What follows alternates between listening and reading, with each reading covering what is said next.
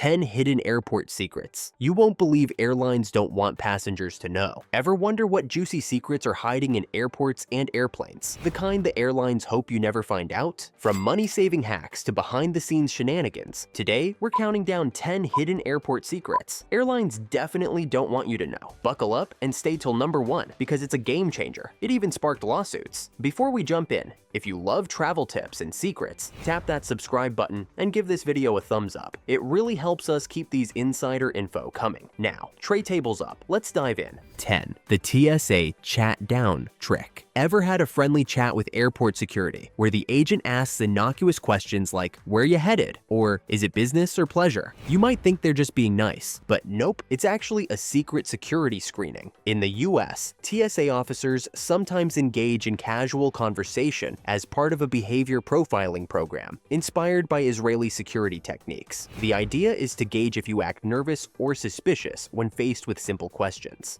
They're not really interested in your auntie's birthday party in Chicago, they're observing your micro-expressions and body language. One TSA director explained they look for behaviors that are out of the norm, indicators of intent to cause a problem. So that pleasant small talk at the checkpoint, it's more of a chat down than a chat. If you respond calmly and naturally, you're fine. But start sweating or acting cagey, and you might earn yourself some extra screening. Sneaky, right? Airlines and airports don't exactly advertise this strategy since it works best when passengers aren't aware of it. But now you know. That chipper, "Have a nice flight," could be code for "I'm totally sizing you up." No need to freak out, just be your normal self. And hey, maybe throw in a dad joke to the TSA agent to show you've got nothing to hide. 9. Free water and Wi-Fi. Shh, it's a secret. Airports are notorious for $5 bottles of water and Wi-Fi that costs an arm and a leg. But guess what? Free water and internet are often hiding in plain sight. Many airports have water refill stations or fountains, though they might not be well marked. Why sell you a $5 Evian if you realize you could fill an empty bottle for free? Some airports even legally require vendors to provide free cups of water if you ask. Likewise, Wi-Fi at airports is usually free, even if it's not loudly advertised. In fact, lots of US airports and international ones offer free Wi-Fi for a certain time, or unlimited, to keep travelers happy. The secret is knowing how to log on. Often just open your browser and accept the terms. And if there's a time limit, here's a pro tip. You can often reconnect by simply re-registering with a different email. Ta-da! More free Wi-Fi. Airports quietly provide these because they know passengers crave connectivity and hydration, but airlines and vendors would much rather sell you pricey onboard Wi-Fi or $3 sodas. One Reader's Digest report noted airports won't tell you outright, but water is available for free if you look around Pinterest.com. So always bring an empty bottle through security and fill up on the other side. As for Wi-Fi, save your data. Hop on the airport's network. Your wallet will thank you. If you're enjoying these insider tips so far, give this video a like and drop a comment with your own favorite airport freebie or hack. Sharing is caring. 8. Duty-free. More like duty-free markups. Time to bust a big myth. Duty-free shops aren't the bargain paradise they claim to be. We've all strolled through those shiny stores thinking we're getting tax-free steals on liquor, perfume, or chocolates. But surprise, many duty-free items actually cost more than outside the airport. A study found airport duty-free shops charging up to 320% more than regular stores for the exact same products. Yes, you heard that right, 320%. For instance, a popular Swiss chocolate, looking at you Toblerone, was way pricier at duty-free than at a normal shop. One example, a Toblerone bar was marked up astronomically at one airport. That Jack Daniel's whiskey or fancy cologne, often 20 to 30% higher in duty-free than downtown. So much for tax-free savings. Airports count on the fact that you're a captive shopper with time to kill. Globally, travelers spent around $38 billion in airports in 2016, a number climbing every year. They lure you with duty-free signs, but as one retail research director noted, travelers in holiday mode have time to kill and are in the mood to spend. meaning you're an easy target. The truth is, any tax savings might be offset by hefty airport markups. Those airport rents are sky high after all. And it's not just duty-free luxury items. Regular airport shops and restaurants often gouge you too. Ever wonder why that stale sandwich costs $15? Because they know you don't have other options at 10 p.m. in Terminal B. To be fair, some US airports have tried street pricing programs to cap prices, like only 10 to 15% above city prices, but not all succeed. So what's a savvy traveler to do? Bring your own snacks. Yes, you can bring solid food through security, pack a sandwich or protein bars in your carry-on. It's allowed. That way, you're not at the mercy of airport food prices when hunger hits. Also, consider buying souvenirs or chocolates outside and packing them, instead of last minute at duty-free. Airlines and airports won't tell you this because, well, everyone makes more money when you shop on impulse. But you can beat them at their game. Enjoy the window shopping, sure, just don't assume duty-free means deal. In fact, do a quick price check on your phone. You might find that bargain perfume is cheaper on Amazon or Main Street. Save your cash for your actual vacation, not the terminal. 7. Lounge access. Not just for the elite. Peeking enviously at that frosted glass door of the airport lounge, assuming it's only for first class and million-mile flyers? Time to learn a secret. You might have lounge access and not even know it. That's right. Airline lounges and independent lounges aren't as exclusive as they seem. There are over 1,300 airport lounges worldwide in networks like Priority Pass, and many accept regular travelers for a fee or membership. Here's the deal. Certain credit cards, like travel reward cards, automatically give you lounge membership. For example, many premium cards grant Priority Pass membership, opening the door to hundreds of lounges globally. You might already have that perk in your wallet. Airlines hope you're unaware, so you'll stay in the main terminal spending $18 on a burger instead of relaxing in a lounge with free snacks. Also, airlines themselves often sell day passes to their lounges. For around $30 to $60, an economy passenger can buy one-time entry to, say, the American Airlines Admirals Club or Delta Sky Club. Policies vary. Some only sell at the door if capacity allows. It's a splurge, but if you have a long layover, it can be totally worth it for the free food, drinks, comfy chairs, and Wi-Fi. Another secret: if you have elite status on any airline within an alliance, e.g. Star Alliance, Oneworld, SkyTeam, you often get lounge access, even when flying economy on a partner airline internationally. For instance, a United Airlines Gold member can stroll into a Lufthansa or Air Canada lounge when flying those partners abroad. It's a perk many casual travelers don't realize. Even active military members often get into many lounges free, a nice hidden benefit. Airlines don't exactly advertise these loopholes. They'd prefer you think lounge equals unattainable, so you don't overcrowd their cushy spaces. But clearly, access is more attainable than most think. One travel expert noted, "You might have access to a private lounge and not even know it. And that's a shame if you end up snoozing at the gate when you could be chilling in a mini oasis." So check your credit cards and airline status benefits before you fly. You could be one swipe or membership away from free cappuccino and buffet snacks, while everyone else fights over charging ports in the terminal. Now that's flying smart. By the way, if you're finding these secrets helpful, make sure you're subscribed. We've got more eye-openers ahead, and we're only halfway through the list. 6. The great flight time fib: schedule padding. Ever had a flight land early and the airline proudly announces, "We arrived 15 minutes ahead of schedule"? Before you start celebrating, know this: you may have been fooled by schedule padding, a trick airlines use to make it seem like they're more punctual than they actually are. Here's how it works. Airlines inflate the scheduled flight time, giving themselves extra buffer to absorb minor delays while still arriving on time. For example, a 2-hour flight might be listed as 2 hours and 10 minutes. On average, US airlines pad their schedules by just over 10%, and in 2022, the average domestic flight had 11 minutes of padding, up from 8 minutes in 2012, a 27% increase over a decade. Why do airlines do this? It's all about on-time performance stats. A flight is considered on time if it arrives within 15 minutes of schedule. Thanks to padding, more than 20% of delayed flights still count as on time. Without this buffer, the number of reported delays would likely jump past 30%. A study found that 31% of US flights have at least 10% more scheduled time than needed, and 6% are padded by over 20%.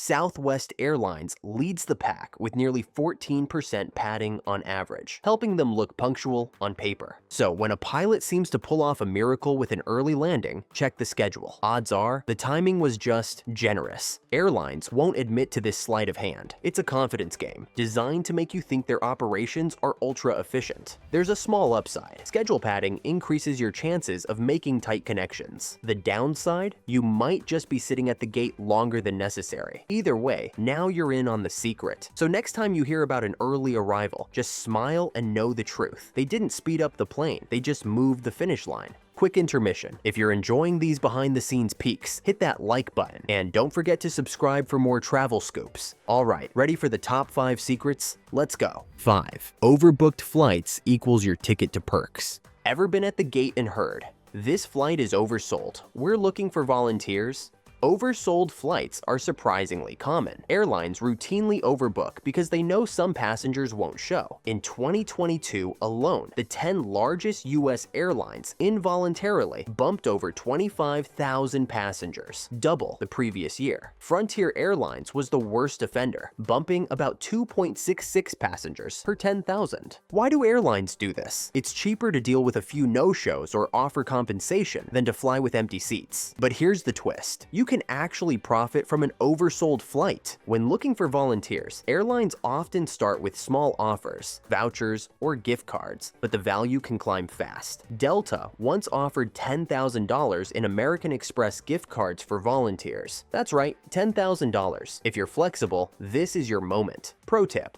don't take the first offer. Politely negotiate with the gate agent. Name your price and ask for cash instead of vouchers. According to US Department of Transportation rules, if you're involuntarily bumped, you're entitled to up to $1,550 in cash, depending on the delay. You can also request extras, like meal vouchers, hotel stays, or even a first-class upgrade on your rebooked flight. Former flight attendant Bobby Laurie got both a first-class seat and lounge pass after volunteering. Another insider trick: book the last row. Flight crews have admitted they sometimes upgrade passengers from the back, so they can use that economy seat for rest breaks. Not glamorous, but it could land you in first class during chaos. Airlines don't like drawing attention to overbooking. They prefer to handle it quietly. But smart travelers know to listen for the announcements and be ready to pounce. With a little patience and strategy, you could turn a travel hiccup into a VIP experience. Whether that means cash in hand, a more comfortable seat, or even a mini windfall.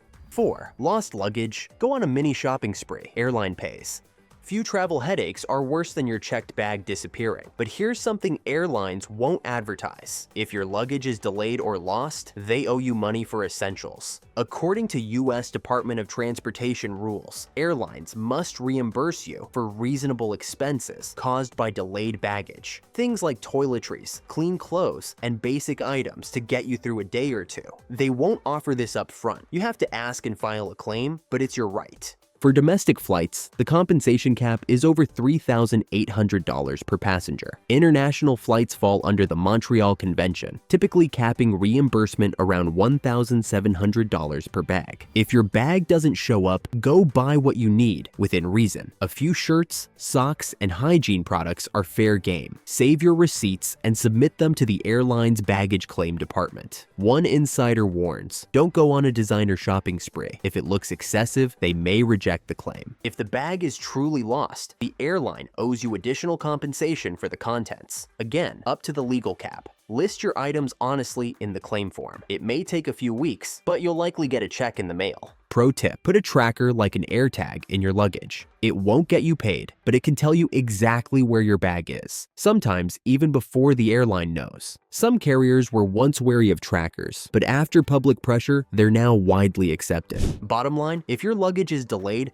don't just tough it out. Politely ask what the airline can do. They might offer a toiletry kit or petty cash, but your rights go much further. You're entitled to more than an apology. You're owed real reimbursement. Keep receipts, stay calm, and know the rules. Airlines rely on passengers not bothering to file claims, but now you know better. So the next time your bag goes missing, treat yourself to some essentials on their dime.